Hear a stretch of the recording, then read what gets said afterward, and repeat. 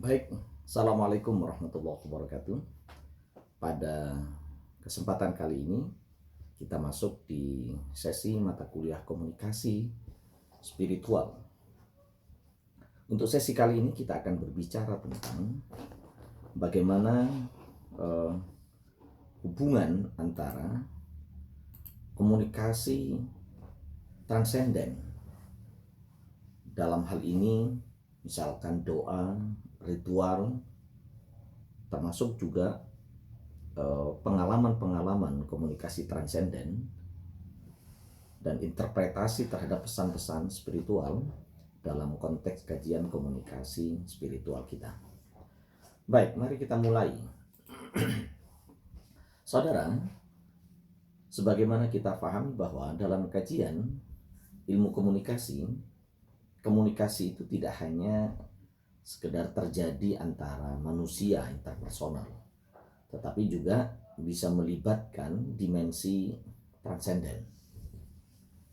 Komunikasi spiritual itu proses penyampaian pesan, penyampaian makna, perasaan, kesadaran antara manusia dengan Tuhannya. Diri atau batin, realitas yang dianggap suci. Jadi komunikasi spiritual itu melibatkan dimensi batin, keyakinan, makna hidup, melampaui daripada sekedar sebuah penyampaian pesan. Salah satu di dalam kajian komunikasi hubungannya transenden. Jadi seperti pada dalam pembahasan sebelumnya ada beberapa pola hubungan, hubungan dengan Tuhan, hubungan dengan dirinya, hubungan dengan alam semesta, hubungan dengan sekitar dan segala macamnya. Dalam konteks hubungan dengan Tuhan, maka kita bisa melihat salah satu fenomena dari komunikasi spiritual adalah hubungan seseorang dengan Tuhannya, dan itu dalam bentuk ibadah atau doa. Ya, ini dipahami sebagai sebuah proses komunikasi langsung dengan Tuhan. Jadi unsur komunikasi di dalam doa itu kan bisa kita lihat, misalkan ada komunikatornya, dalam hal ini kita sebagai manusia begitu yang sedang berdoa, kemudian komunikan, dalam hal ini Tuhan, dalam perspektif keimanan pada masing-masingnya. Ada pesan, yaitu berupa pernyataan-pernyataan, harapan-harapan, rasa syukur, permohonan, penyesalan, atau apapun lah gitu. Ada salurannya. Salurannya itu dalam bentuk apa? Ucapan, ya, hati atau pikiran begitu. Ada efeknya. Jadi efeknya itu apa? Efeknya itu adalah ada ketenangan, ada harapan, ada perubahan sikap gitu. Dalam perspektif psikologi komunikasi itu, maka doa itu dianggap sebagai sesuatu yang self talk gitu ya, dialog dengan dirinya sendiri. Ada regulasi emosi di situ yang kemudian membuat orang menjadi lebih tenang. Ada pembentukan makna hidup. Artinya tentu kemudian doa bukan hanya sekedar berbicara kepada Tuhan, tapi ini proses komunikasi intrapersonal itu sendiri. Sementara pada ritual keagamaan ini sebagai komunikasi simbolik. Ritual apa misalkan seperti sholat, meditasi, atau upacara-upacara keagamaan.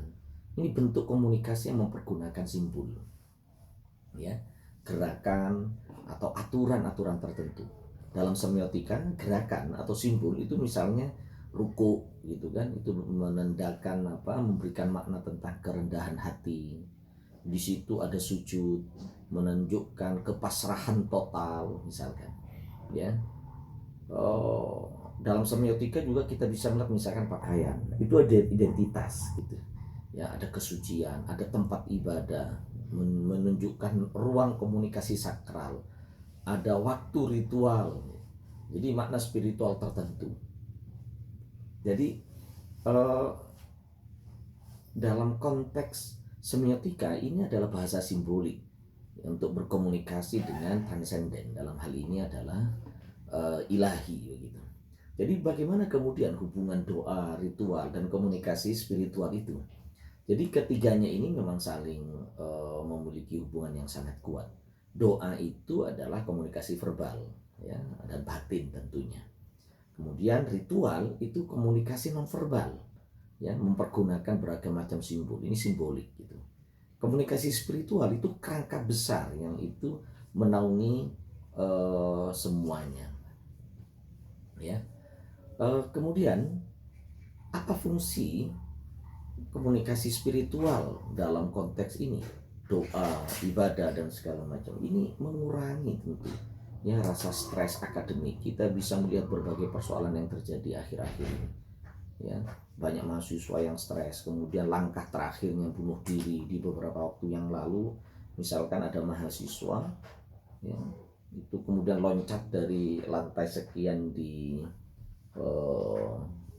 di salah satu apartemen ya di dekat Universitas Brawijaya misalkan ya. Jadi komunikasi spiritual melalui doa dan segala macamnya itu sebenarnya ingin membentuk identitas diri, memberikan arahan makna hidup sehingga kemudian orang itu lebih menjadi punya ya, identitas yang jelas, ada self awareness, dia menjadi lebih sadar atas dirinya, termasuk pula membangun etika tentu, perilaku sosialnya seperti apa.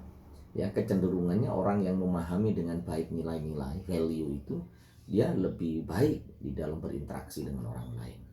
Ya, oleh karena itulah maka di dalam studi-studi komunikasi modern, komunikasi itu tidak hanya sekedar rasional, tapi juga emosional dan spiritual. Gitu.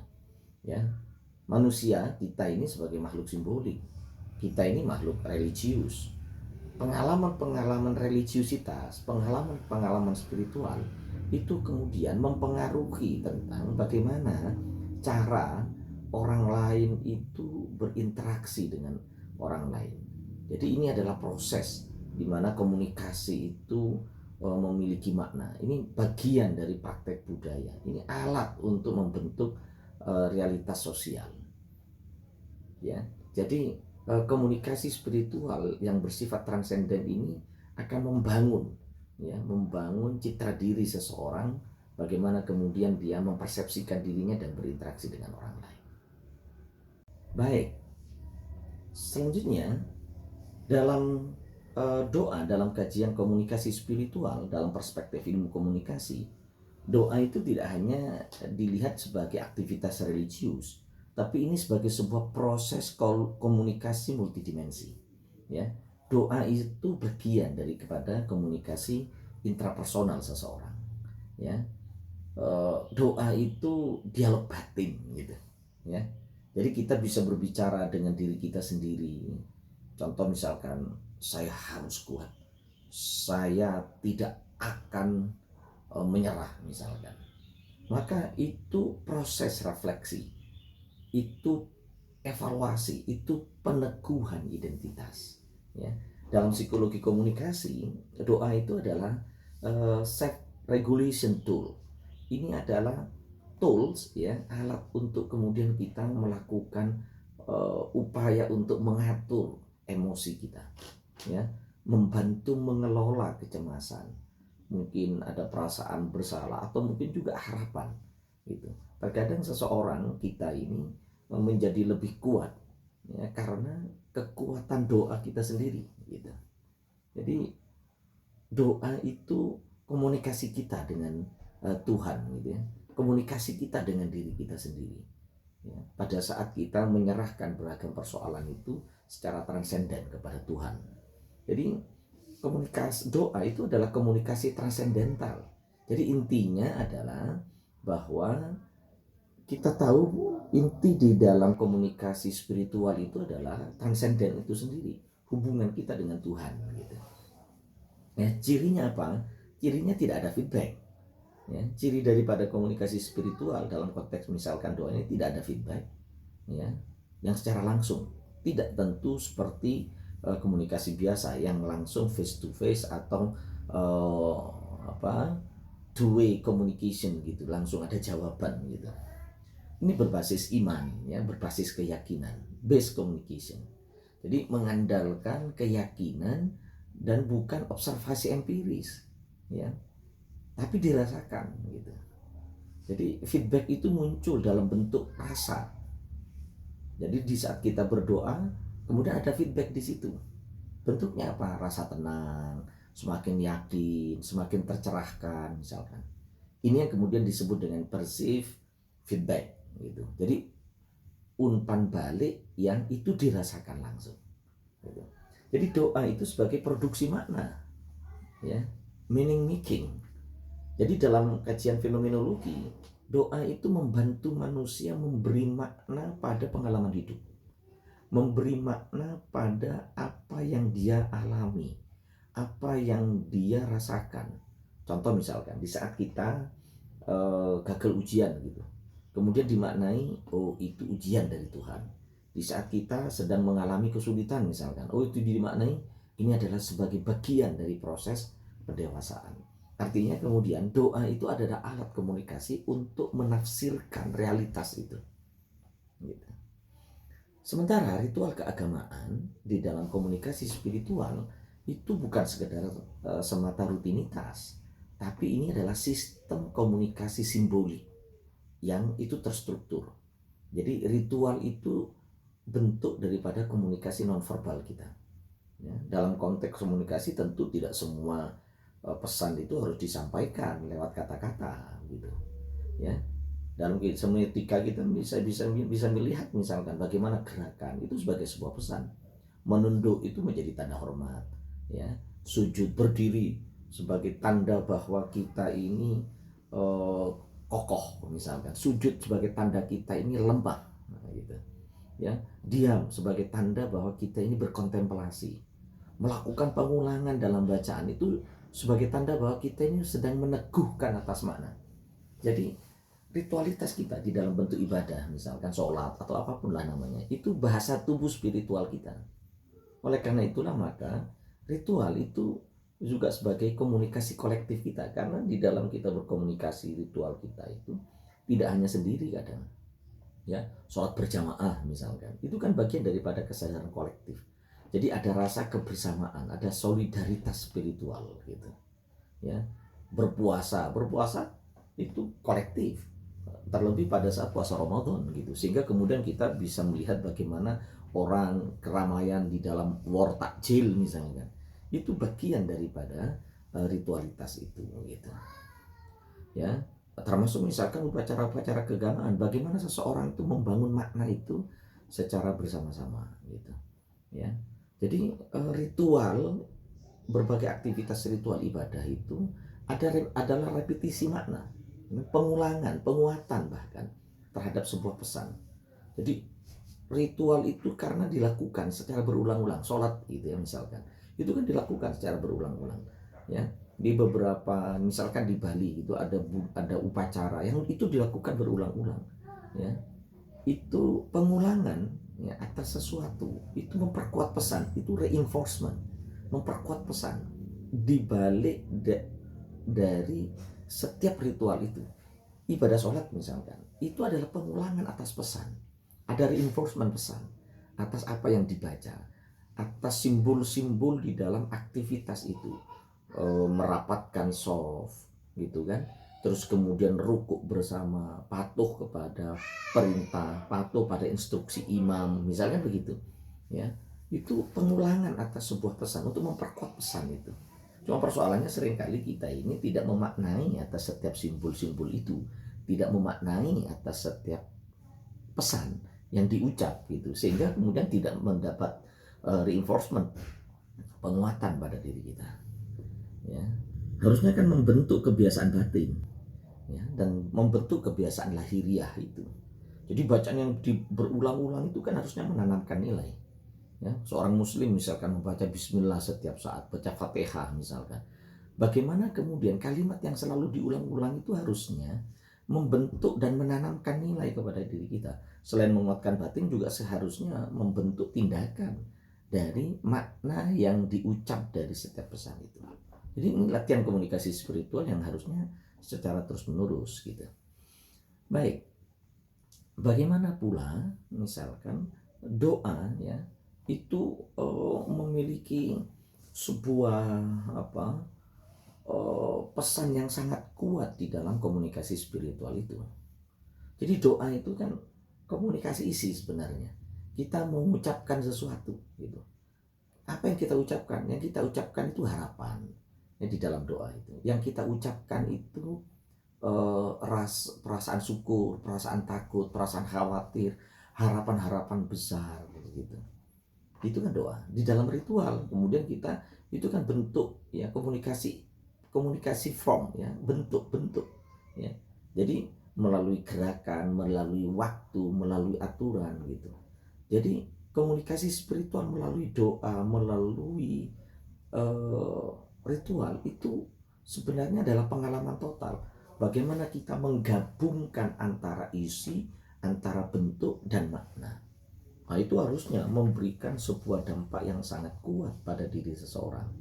Itu. Dia tidak hanya sekedar mengucapkan isi berupa pesan ya di dalam setiap doa, dalam setiap ritual, tidak hanya sekedar sebuah gerakan bentuk, tidak hanya sebuah kegiatan aktivitas kolektif, tapi juga ada makna yang dibangun di situ. Ya. Jadi sederhananya itu bahwa ada pengalaman hidup ya sebagai input yang kemudian kita berdoa dengan pengalaman hidup yang tidak baik misalkan, kemudian kita berdoa, kita memproses batin kita secara personal, kita membangun kekuatan harapan begitu. Kemudian ada outputnya. Apa outputnya? Perubahan nilai, perubahan diri ya. Ada perasaan lebih tenang, kita merasa lebih terarah, kita menganggap bahwa ini lebih bermakna dan segala macam gitu ya. Jadi di dalam doa itu ada komunikasi intrapersonal, transendental gitu. Di dalam ritual ada komunikasi simbolik, ya ada kolektivitas di situ. Jadi komunikasi spiritual di dalam doa dan ritual itu sebenarnya adalah proses mencipta makna antara manusia dengan Tuhannya, dengan ilahinya gitu ya. Jadi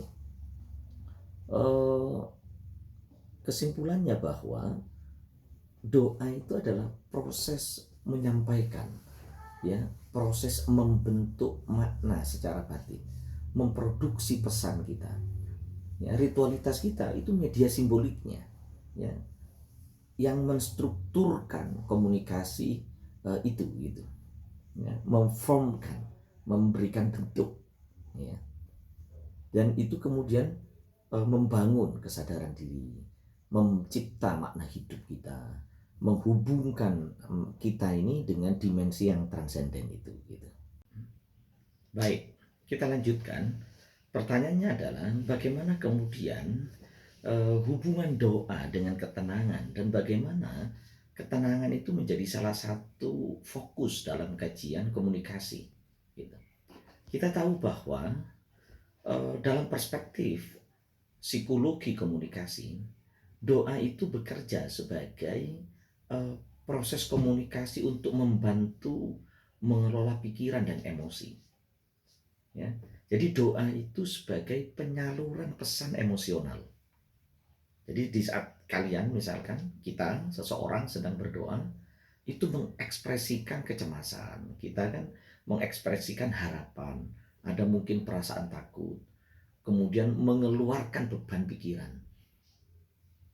Jadi di saat kita terbebani dengan banyak masalah, maka cara yang paling mudah untuk meringankan beban masalah yang ada dalam pikiran kita adalah dengan mengekspresikannya, mengeluarkannya.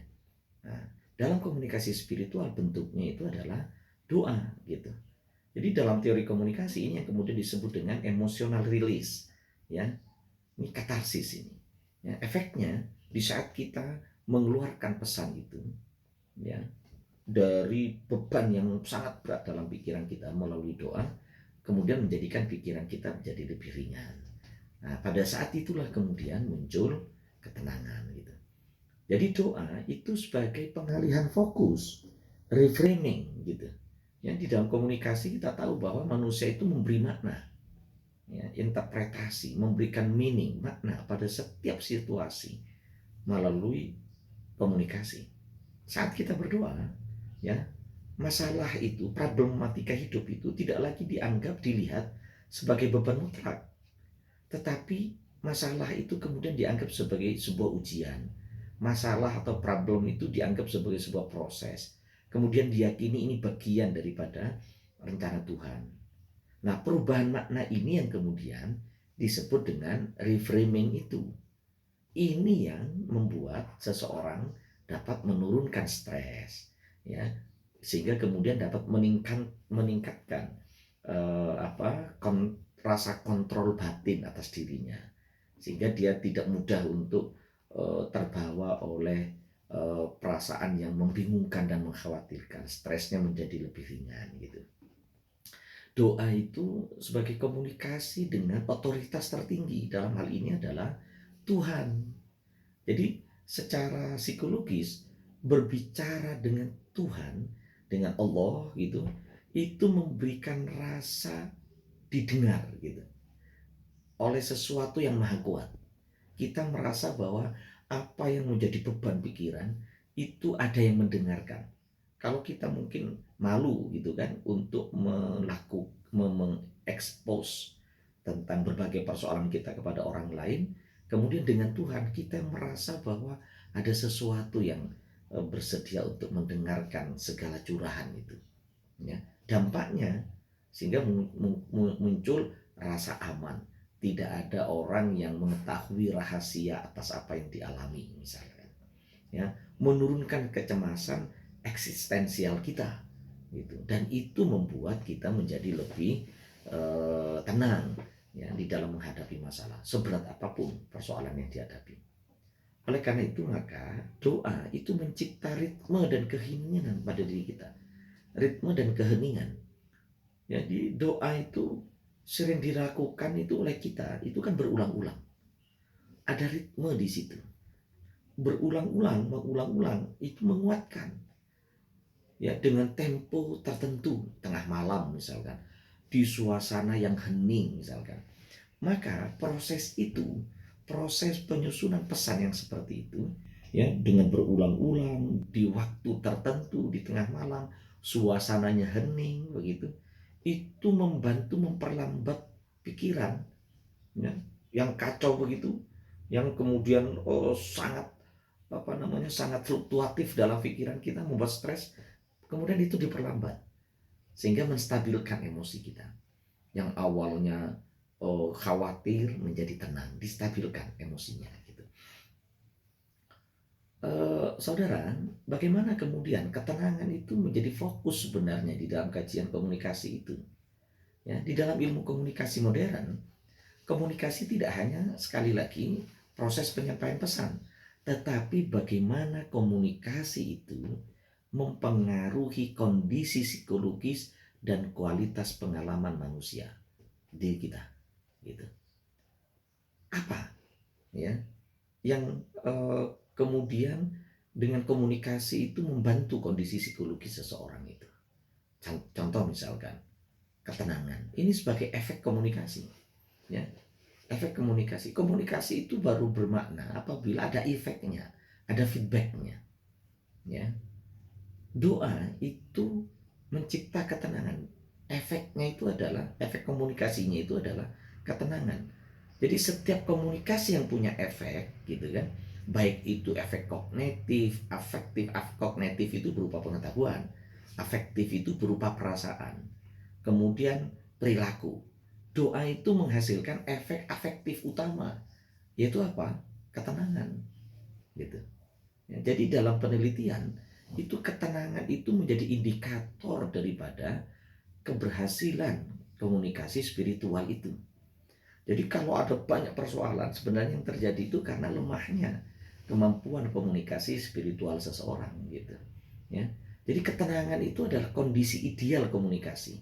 Dalam psikologi komunikasi kita paham bahwa komunikasi yang efektif itu terjadi saat pikiran kita ini tidak kacau gitu, ya. Jadi komunikasi efektif itu kalau pikiran tidak kacau gitu. Kita bisa lihat misalkan bagaimana pidatonya Trump gitu kan, itu kan kacau gitu, diambil, disampaikan sekarang keputusannya, beberapa waktu kemudian berubah gitu, itu kacau gitu, sehingga membuat kacau secara global gitu. Jadi komunikasi yang efektif itu adalah di saat disampaikan dalam keadaan yang tenang, ya, tidak kacau gitu, pikirannya tidak kacau. Jadi karena apa? Karena kalau seseorang memproduksi pesan dalam kecemasan, itu pesan akan sulit dipahami. Tapi sebaliknya, apabila pesan disampaikan dalam keadaan tenang, itu lebih reflektif, lebih terbuka. Artinya kemudian ketenangan itu menjadi prasyarat daripada komunikasi yang berkualitas. Gitu. Karena itulah maka ketenangan di dalam komunikasi intrapersonal itu menjadi kunci efektifnya sebuah pesan komunikasi gitu. Jadi sekali lagi bahwa komunikasi itu tidak selalu antar orang, bisa juga di dalam dirinya intrapersonal itu gitu. Dalam komunikasi intrapersonal, pikiran itu adalah komunikator. Diri kita itu sebagai komunikannya gitu. Jadi jika tidak tenang, artinya ada noise internal gitu ya. Pikiran kacau, overthinking gitu. Itu noise internal di dalam diri kita. Gitu. Nah, doa itu membantu mereduksi noise itu. Menata ulang pesan yang ada di dalam diri kita. Gitu. Karena itulah maka ketenangan itu sebenarnya menjadi ruang munculnya makna. Orang bisa menangkap makna atas sebuah pesan apabila orang itu tenang gitu. Dalam fenomenologi, makna itu tidak muncul dalam pikiran kacau, tidak muncul. Kita itu tidak bisa menangkap makna itu pada manakala pikiran kita kacau. Tapi kita akan mudah menangkap makna manakala ada kesadaran yang jernih, ada ketenangan. Oleh karena itulah, dalam ketenangan itu memungkinkan orang untuk melakukan refleksi, untuk memahami diri sendiri. Jadi ada pengalaman spiritual yang lebih dalam begitu. Ya. Jadi intinya adalah bahwa doa itu menghasilkan ketenangan. Karena apa? Karena dalam berdoa itu kita menyalurkan emosi, mengubah cara pandang, mencipta rasa aman, kemudian menenangkan pikiran kita. Dalam suasana yang seperti itu terjadilah ketenangan. Nah, ketenangan itu penting di dalam komunikasi. Karena apa? Karena dari situ akan mengurangi gangguan, mengurangi noise, meningkatkan pemahaman kita, dan membuka ruang refleksi dan memudahkan kita menemukan makna gitu. Oleh karena itulah maka pikiran kita ini kan ibarat air gitu ya.